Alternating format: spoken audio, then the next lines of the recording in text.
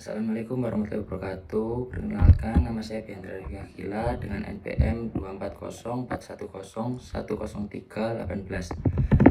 Saya di sini akan menjawab pertanyaan untuk soal ETS pada hari Jumat mata kuliah Governance Digital kelas H041. Pertanyaan pertama, jelaskan perbedaan antara tata kelola pemerintahan konvensional dengan berbasis digital. Yang pertama adalah tata kelola pemerintahan konvensional. Dalam tata kelola pemerintahan konvensional, aktivitas administrasi, pengarsipan, dan komunikasi biasanya dilakukan secara manual atau tatap muka dengan dokumen fisik kertas. Karena prosesnya tersentralisasi dan bergantung pada interaksi fisik, pendekatan ini cenderung kurang efisien, lambat, dan terbatas pada keterbukaan informasi. Jadi, masyarakat harus datang ke kantor pemerintahan untuk mengurus berbagai keperluan yang menyebabkan antrian dan waktu menunggu yang cukup lama. Sedangkan tata kelola pemerintahan berbasis digital atau biasa kita kenal dengan digital governance merupakan sistem penyelenggaraan pemerintahan yang mengintegrasikan teknologi digital dalam seluruh aspek proses atau operasi pemerintahan, mulai dari administrasi, pelayanan publik, pengambilan keputusan, hingga komunikasi antara pemerintah dan masyarakat. Digitalisasi ini mencakup digitalisasi data dan arsip, penyediaan layanan publik yang dapat diakses secara online sebagai pengganti proses manual. Dengan adanya platform online, pemerintah dan warga dapat berinteraksi secara virtual melalui aplikasi atau sistem digital. Dengan adanya metode ini, pelayanan menjadi lebih cepat dan inklusif, serta data lebih mudah untuk diakses dan dipantau, sehingga dapat meningkatkan efisiensi, transparansi, akuntabilitas, dan partisipasi masyarakat.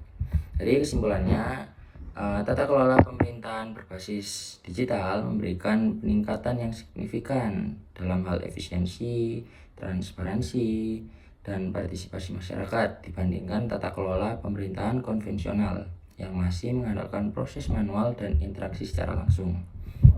Lalu pertanyaan yang kedua adalah, jelaskan solusi yang dapat dilakukan oleh pemerintah untuk menyelesaikan permasalahan kesenjangan digital yang dialami oleh aktor pemerintah dan masyarakat. Salah satu tantangan utama dalam mewujudkan tata kelola pemerintahan digital yang inklusif adalah adanya kesenjangan digital antara aktor pemerintah dan masyarakat. Kesenjangan ini dapat disebabkan oleh perbedaan dalam akses teknologi, literasi digital, dan kemampuan sumber daya manusia.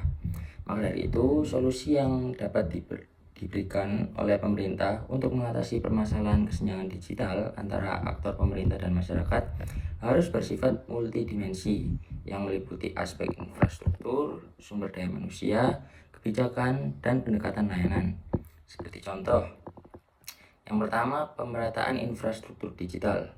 Pemerintah dan sektor swasta perlu mempercepat pembangunan jaringan internet yang ada di seluruh Indonesia, termasuk di daerah yang terpencil.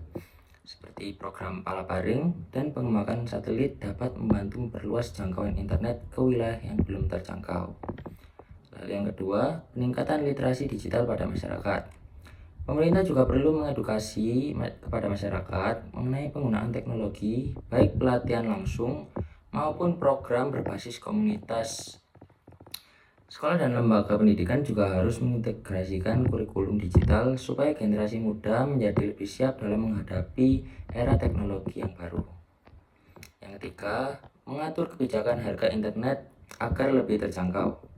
Pemerintah dapat memberikan subsidi atau intensif kepada penyedia layanan internet agar harga paket data menjadi lebih terjangkau bagi masyarakat, sehingga masyarakat dapat menggunakan paket data sesuai dengan kebutuhan mereka. Lalu yang keempat, penguatan kapasitas aparatur pemerintah. Dikarenakan aktor pemerintah juga sering mengalami kesenjangan kemampuan dalam menjalankan sistem digital, maka pemerintah dapat memberikan pelatihan teknis bagi ASN, serta merekrut tenaga IT di instansi pemerintah agar dapat melakukan pengembangan sistem agar mudah untuk diakses oleh masyarakat. seperti mengubah tampilan antarmuka pada platform digital supaya lebih sederhana dan juga bisa menambahkan bahasa yang mudah dipahami oleh masyarakat, sehingga masyarakat dapat ikut berpartisipasi dalam mengakses layanan publik digital. Lalu untuk pertanyaan nomor 3, sebutkan dan jelaskan tantangan apa saja yang dialami dalam implementasi e-governance yang diterapkan di negara-negara berkembang. Penerapan e-government di negara berkembang memiliki berbagai tantangan yang dapat menghambat efektivitas dan keberlanjutan layanan digital, seperti keterbatasan infrastruktur, teknologi informasi dan komunikasi, atau disingkat dengan TIK. Salah satu penyebab kegagalan e-government di negara berkembang ialah kurangnya infrastruktur TIK yang memadai. Untuk menerapkan e-government, infrastruktur TIK yang memadai sangatlah penting. Namun, akses internet dan kualitas jaringan serta ketersediaan hardware seringkali menjadi kendala yang dihadapi oleh banyak negara berkembang. Yang kedua adalah tingkat literasi digital yang rendah di kalangan masyarakat. Literasi yang rendah merupakan hambatan signifikan untuk menerapkan e-government. Banyak warga negara berkembang tidak memiliki keterampilan dasar dalam menggunakan komputer atau internet, sehingga menghalangi mereka untuk memanfaatkan layanan digital yang tersedia.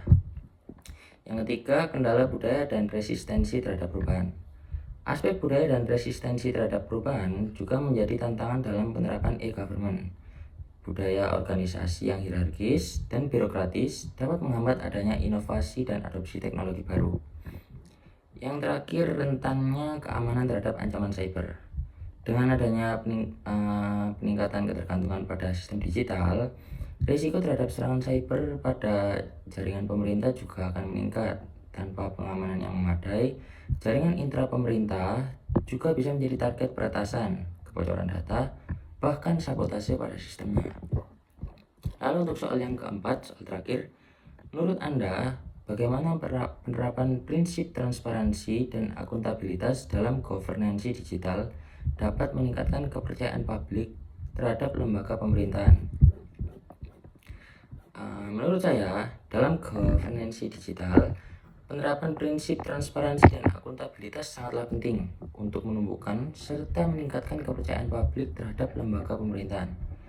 Dengan adanya teknologi digital, maka pemerintah dapat membuat informasi secara terbuka dan mudah diakses oleh masyarakat. Misalnya, warga dapat mengakses informasi mengenai kebijakan yang dibuat, penggunaan anggaran, dan kinerja pemerintah secara real time melalui platform digital seperti aplikasi pengaduan, portal data terbuka, dan sistem pelayanan publik berbasis elektronik. Dengan ini, pemerintah dapat mengurangi jaraknya dengan masyarakat sekaligus dapat menekan potensi korupsi dan penyalahgunaan wewenang, sebab prosesnya dapat dipantau secara langsung oleh publik. Maka dari itu, dengan adanya platform digital ini yang memungkinkan partisipasi warga, pengaduan serta penilaian terhadap kinerja pemerintah dapat ditindaklanjuti dengan segera dan terdokumentasi dengan baik. Sekian, terima kasih.